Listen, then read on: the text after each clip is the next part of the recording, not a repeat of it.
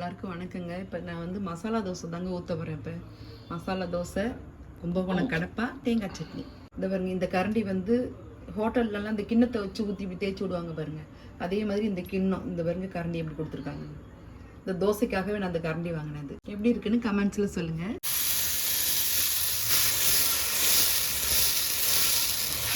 தேய்க்கிறதுக்கு நல்லா வசதியாக இருக்குங்க இந்த கரண்டி. மெல்லிசாக தோசையை தேய்க்கிறதுக்கு இந்த பாருங்க இந்த கரண்டி.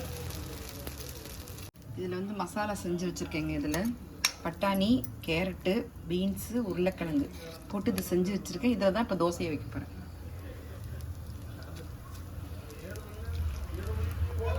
மசாலா தோசை.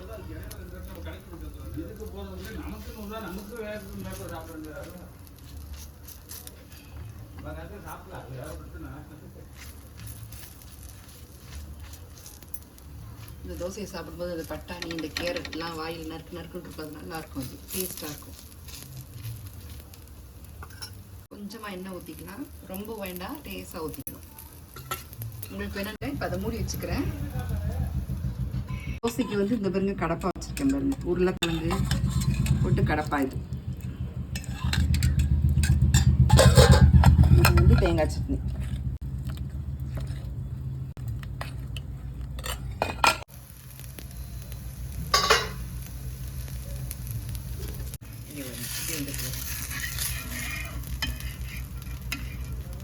நம்ம மூடி வச்சதுனால திருப்பிலாம் போட வேண்டாம், இப்படியே எடுத்துக்கலாம்.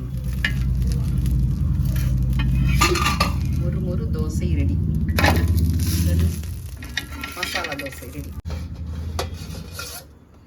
இதுக்கு வந்து கடப்பா, இதுக்கு சுட சுட கடப்பா.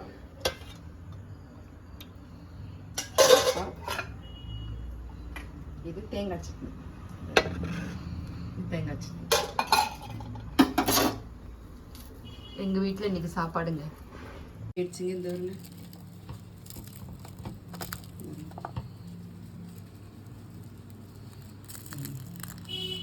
சவுண்டு கேட்குதா முறுமுறுன்னு. இதை எடுத்து இப்படி கடப்பா, இது தேங்காய் சட்னி அப்படியே எடுத்து அப்படியே சாப்பிட வேண்டியதுதான்.